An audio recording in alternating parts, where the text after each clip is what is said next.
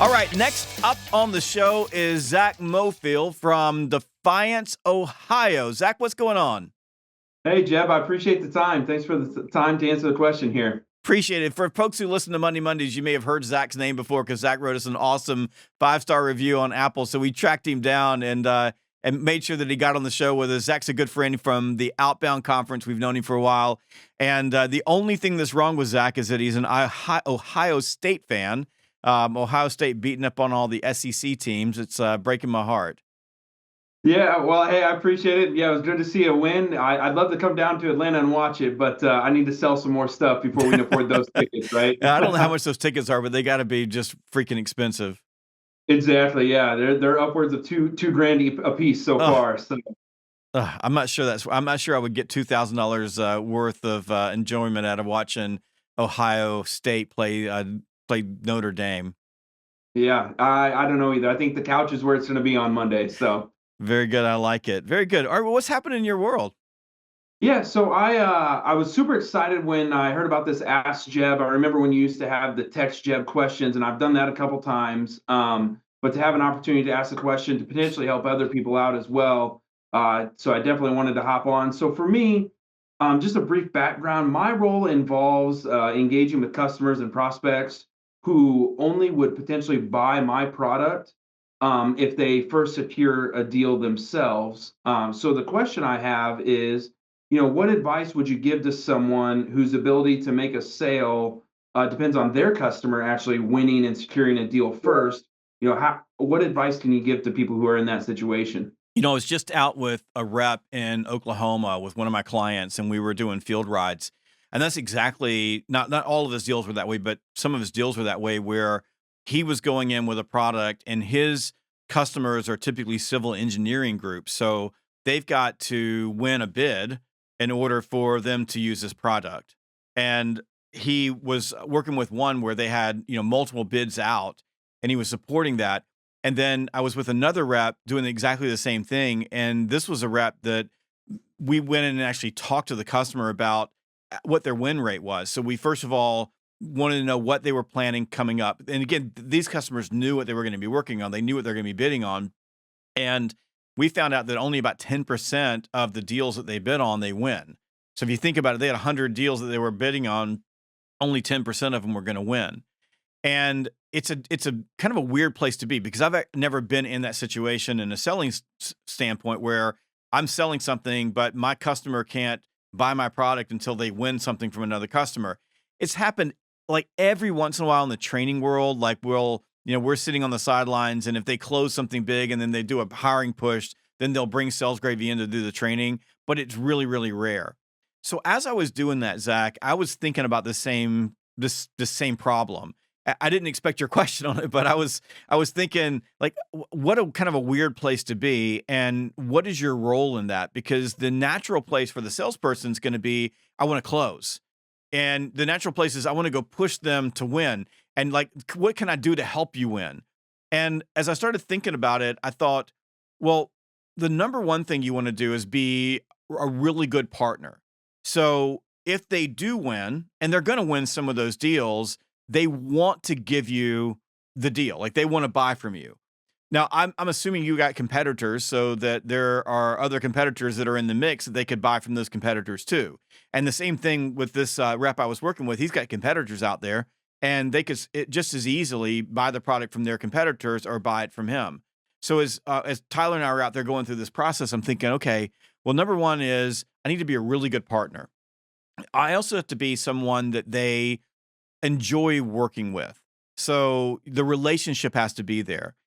And this rep, I thought he did a great job because we walked in a couple of places. In fact, we spent one of the calls, we spent about 45 minutes just talking about football and the different teams and what was happening out there. And I mean, at one point I'm pulling up my app and I'm reading some stories off the Athletic, and it was a really good sort of a relationship building. And then we moved into business and we were asking questions about what are the bids that were out, what did they feel like they were going to win, where did they need some help, and then before we left, the customer said, I've got a few more that I'm working on. Can you give me some help with these? So we got those. And the only question that we could really ask at that point is, what can we do to help you?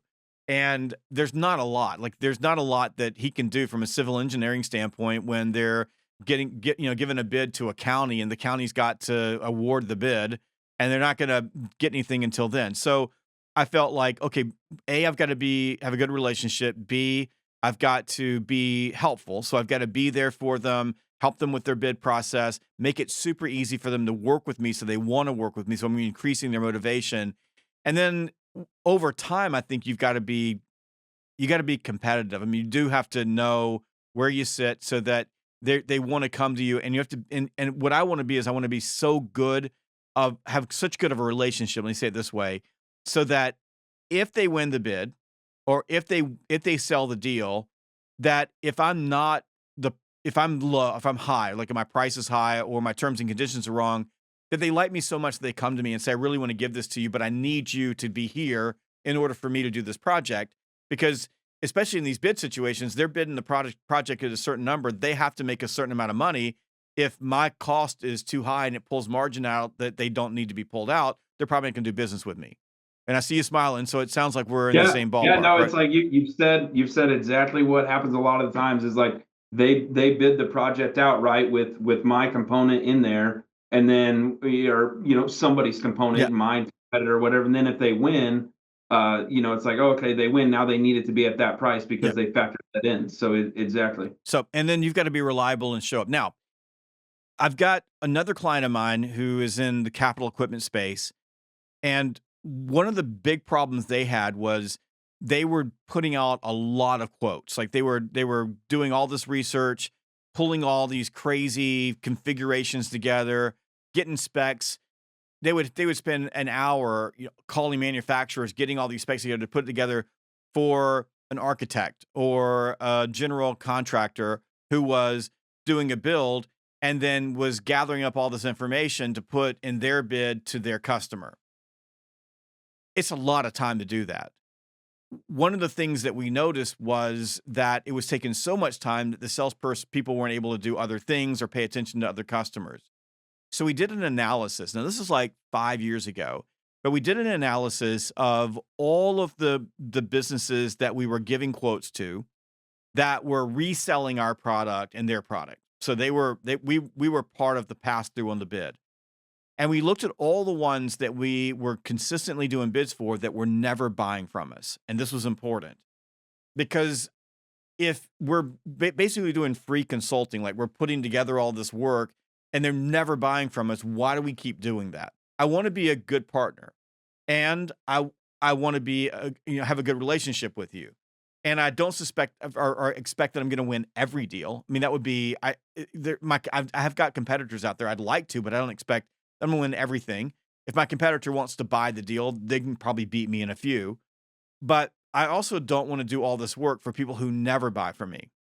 And this was hard because we feel like, the old Wayne Gretzky quote, right? We miss 100% of the shots we don't take.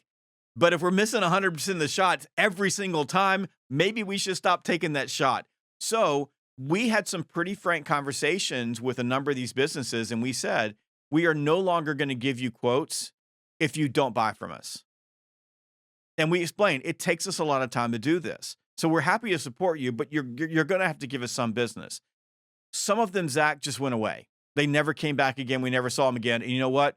We saved ourselves hours of time. Others said, you know what? You're right. We need to throw some business to you. And they started throwing some business to us. Some of them threw more and more business because we did a really good job, and it worked. And that's a hard part of what you're doing is you got to be careful that you're not getting used as a free consultant. And if if you have an empty pipeline, you probably will go down that road.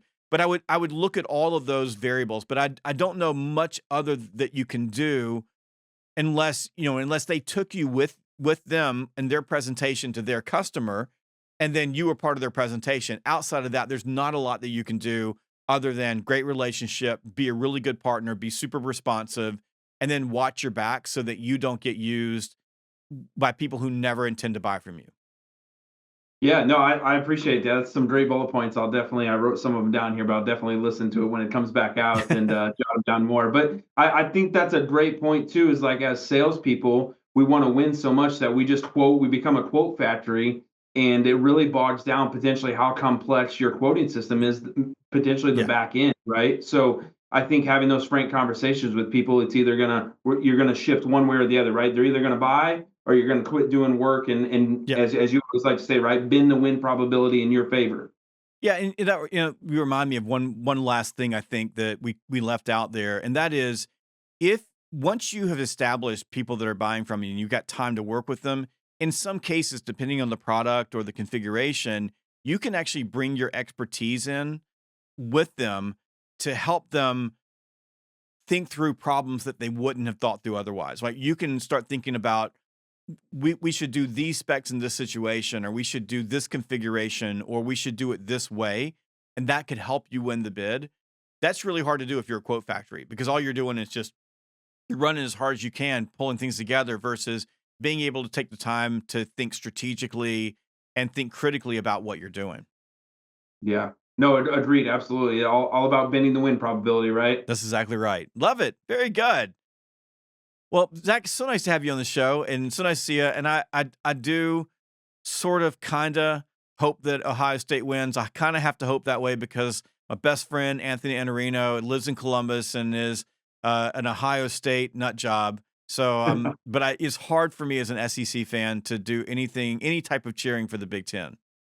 Yeah. Hey, well, we appreciate the time, Jeb, and go Bucks. Go Dogs. See you, Zach.